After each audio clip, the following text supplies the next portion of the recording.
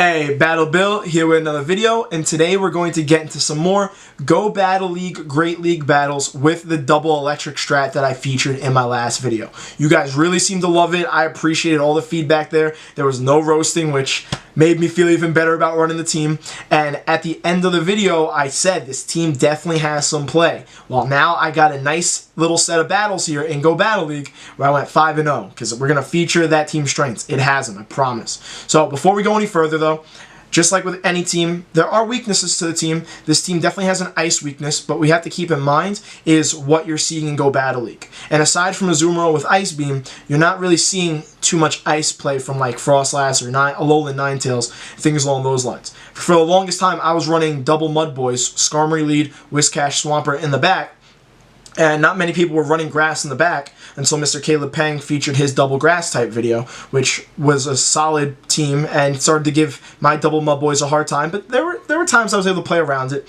But regardless, until you notice that specific weakness to your team becoming more and more popular, you can get away with running something with an obvious weakness. Because this team's strengths are against Azumarill and Registeel, and that's the main meta in Go Battle League. Obviously, there are other Pokemon. But let's get into these battles, and let's showcase more of its strengths, not just against Azumarill and Registeel, but that's definitely in this video, but also against some other Pokemon. So, our first battle here is against CU Tiger Shark. I'm going in there, leading with Galvantula, and I'm hoping to see that obvious lead of Azumarill and Registeel because Galvantula wins both those matchups. But we get a Toxicroak, and this is also another matchup that Galvantula wins. It wins in both the 1-shield matchup and the 2-shield. The 2-shield I have to be careful though because Galvantula's health gets so low that if I attempt to farm down, they could possibly swap something in and then chunk down my Galvantula quick and I waste the energy. But that's just a side note. I'm going for my Discharge here. He decides to shield. He gets to his Mud Bomb, and it is neutral damage, but again, Galvantula is glassy. I cannot stress that enough. Gotta shield it. It's not going to take me out, but I don't want to be low yet. So, I'm continuing to throw my Volt Switches. He's countering me down. I'm about to get to this next Discharge, and I seem to beat him to the charge move, and now it depends on if he wants his Discharge to take out his Toxicroak, or if he feels like he might be able to win out this matchup.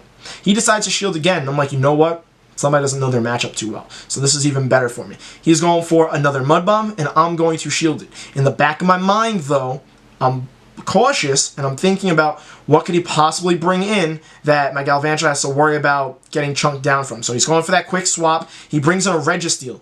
So I could have gone for the swap out, but instead I ended up landing on the Volt Switch and going for my Discharge. Discharges do a nice chunk to Registeel, and then it's also important to note that the lock-ons don't do any damage to Galvantula.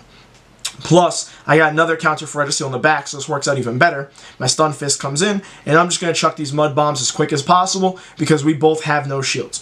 Flash Cannon would be resisted by Stun Fist, while the Focus Blast will do neutral damage and does about half of Stun Fist's health because it's a strong move.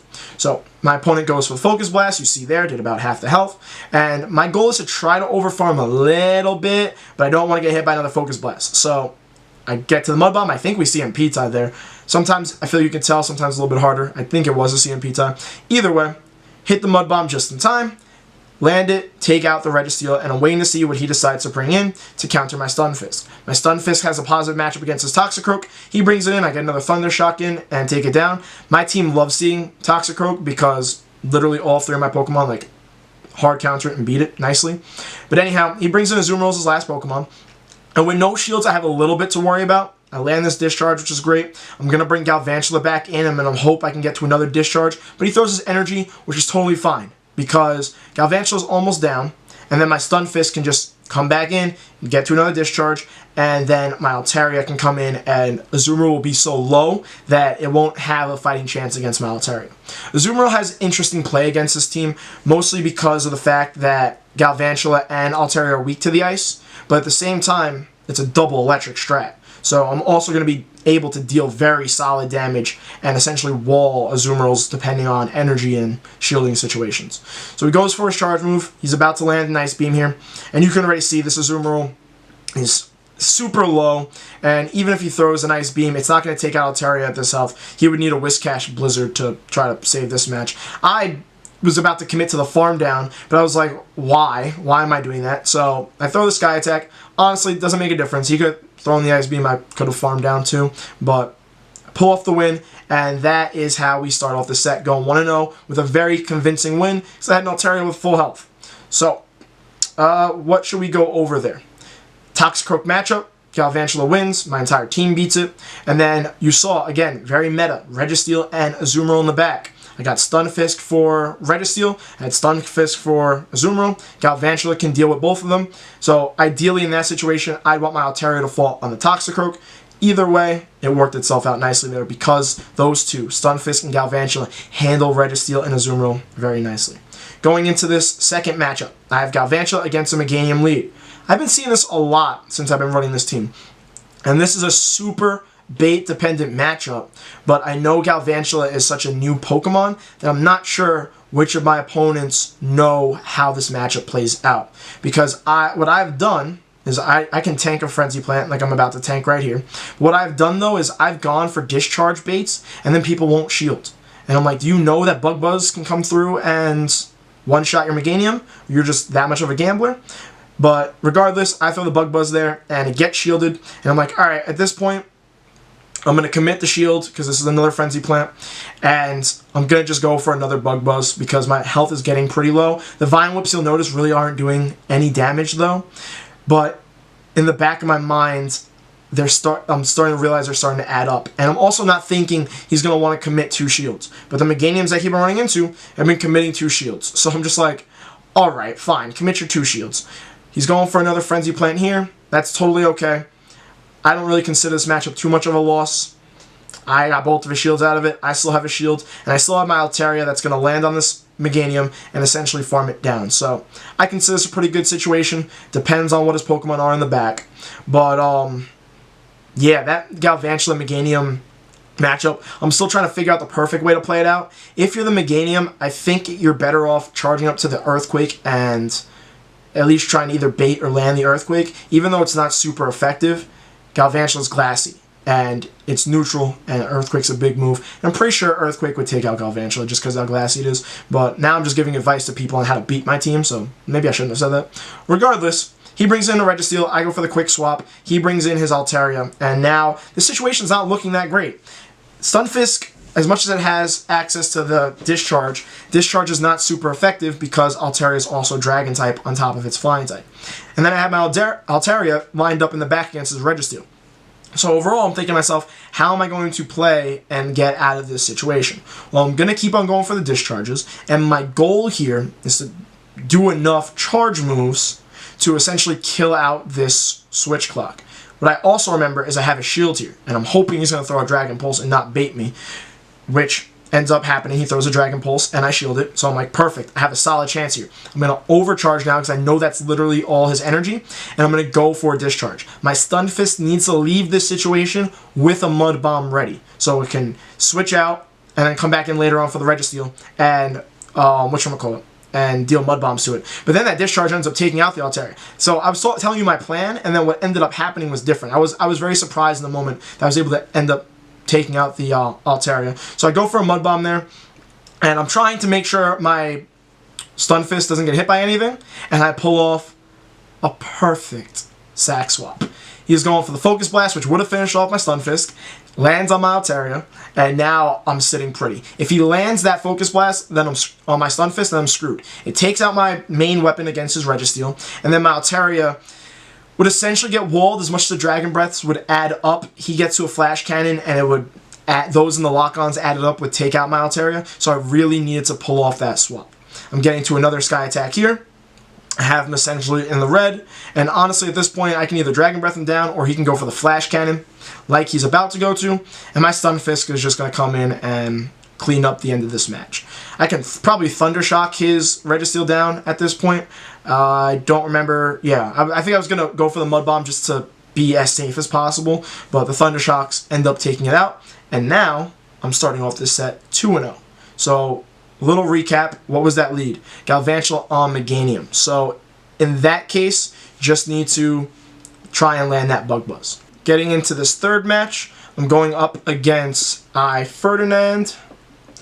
And again, you already know the strat. We got to lead with Galvantula, waiting to see what he's leading with. He's leading with Swampert. Now, Swampert is not good news for my Galvantula. As much as, again, the mud shots, the ground attacks are neutral, one Hydro Cannon essentially takes out my Galvantula. So my goal here is to shield one of these, throw a Bug Buzz, hope it goes unshielded, and get my Galvantula out of there so that a Hydro Cannon lands on my Altaria. That's my game plan. So my silly self overcharged, threw the Bug Buzz, and now you'll notice we CMP tied. What I should have done was throw in the Bug Buzz, tried to get another Volt Switch through, bring an Altaria for the Hydro Cannon. And you see I tried to go and switch, but now I learned we CMP tied. And I'm like, So now I got to take this Hydro Cannon to the face. You'll see how much damage it ends up doing. It gets me down to like 5 HP. Now I bring in my Altaria. And I'm just hoping he doesn't have the hardest counter for my Altaria in the back. And he doesn't. He has a Skarmory. Skarmory has an even matchup with Altaria, but I would not consider it any type of counter to Altaria. They both kind of neutralize each other, essentially. They're both tanky, they both deal solid damage with their quick moves and their charge moves, and now he's going for a Sky Attack here, and I'm kind of hoping to, kind of hoping to get Altaria out of this with some health. Either that or I'm trying to get both of his shields. That's what I want. I want both of his shields because I need to land charge moves on that Swampert. That Swampert needs lower health. So, in the back of my mind, I need to Mud Bomb his Swampert with my Stunfisk. But anyhow, we're continuing. I got his shield. He decides to go for this Sky Attack. I decide to shield it. And I'm, again, keeping in mind the switch timer on the bottom right is running out. So I'm going to farm up a little bit more, and I'm going to get my Altaria out. It would have been nice to try and catch a Sky Attack, but I didn't want to take any chances. His biggest mistake is staying in that matchup with the Skarmory as long as he did. He allowed me to charge up a full Mud Bomb. And as much as his Swampert is going for the Hydro Cannon now, and it will be super effective damage against my Stunfisk, Stunfisk is tanky. It can handle that super effective damage pretty well. So I get to this Mud Bomb, and my hope, because Swampert's not exactly tanky, you'll see how much this Mud Bomb does. It does enough, whereas another one that I'm about to get to right here will actually take his Swampert out. So I'm like, okay, this all depends on whatever his third Pokemon is. This is looking like a pretty solid situation. Well, not too solid. It's actually not looking that great. It really depends on what his third Pokemon is. But we'll see what he's about to bring in. And I'm still wondering to myself what that third Pokemon is. I'm hoping it's something weak to Stunfisk. He brings in a Skarmory and dumps his energy right away. So at this point, I'm like, whew, this match is not looking so good. Luckily, it doesn't take me out, but I know the remaining quick moves will. So I bring my Altaria in so his Skarmory can't farm. His last Pokemon ends up being Haunter, and I could not have honestly gotten luckier. There are not many Pokemon that could have came into this match and ended up losing this matchup against my Altaria in this type of situation. I send the Sky Attack, I land some Dragon Breaths, take out the Haunter, and end up winning it. And I mean, that's a pretty common team that you're going to see in Great League or Battle League. People love their Haunters. So he had, what, Swampert, Skarmory, Haunter, and I was able to still pull out that match. I lost lead. Galvantula on Swampert is a lost lead. He wasn't able to hard counter me because his two Pokemon in the back were Skarmory and Haunter. But again, I still matched things up properly to leave his Haunter in a situation where I was shieldless and take it out. So, solid match with Double Electric. So let's get into the fourth match. This is the lead that I use this team for. I got Galvantula on Azumarill. This is what I'm looking for, or Galvantula on Registeel. Two things I want to see the most. Or really Galvantula on any water type. He swaps out, brings in Umbreon, and I go for the swap on Altaria. I've faced this matchup a couple times, and silly me in the past, I've swapped in Stunfisk because, like, Stunfisk is pretty tanky too, and it can deal solid damage, and I didn't know how the matchup played out, so it took me a couple times to learn not to do that. It's still pretty even, but Stunfisk doesn't exactly, like, do enough damage. So anyhow, he lands a Dark Pulse, which I found interesting, running Dark Pulse on your Umbreon, and I'm going for a Sky Attack here on my Altaria, and it's not like Altaria really counters his Umbreon, but they deal enough neutral damage to each other, and the Dragon Breaths really do start to add up that I can try and match shields, and I should be able to keep switch advantage here. He's going for another Dark Pulse. I shield it. I'm still curious as to, because I know Dark Pulse is more energy, so I'm still curious as to why that is his play on his Umbreon, but regardless, I'll take it. I'm going for another Sky Attack. It's going through. This one also gets shielded, which I find interesting. We see him P-tied, and now that I got both of his shields, I'm like, you know what, I really don't need to protect my Altaria all that much. Galvantula can come in and do solid work against his Umbreon and his Azumarill. It all kind of depends on whatever his third Pokemon is. So I'm continuing the Dragon Breath, and he swaps again, which was interesting. And he brings in Bastiodon. And I'm like, oh, you really just wanted to try and catch Maltaria slacking? Not happening. Not happening. I got something in the back for that Bastiodon. You thought you were walling me? My Stunfisk is going to act like it's an electric Whiscash and is going to wall your Bastiodon. Look at how much damage that Stone Edge did. So I'm just throwing as many neutral Thunder Shocks as I want, and I'm just going to overfarm and then throw these Mud Bombs. So you're going to see one come through, super effective. Does about, I would say, a third of its health. I mean, not a third of that remaining health, third of its health overall. I'm going for another one because I know this won't take it out, but I'll get him in the red, and then I can Thunder Shock, farm him down. So he's in the red. These Thunder Shocks will add up. He'll most likely get to another Stone Edge. Does he get to another Stone Edge? He does not get to another Stone Edge. And I will overfarm him, and Stunfisk is ready to throw damage at his Umbreon or his Azumarill. I don't think he realized how much energy I had, because he's going to send in his Umbreon here. It's going to catch a Discharge.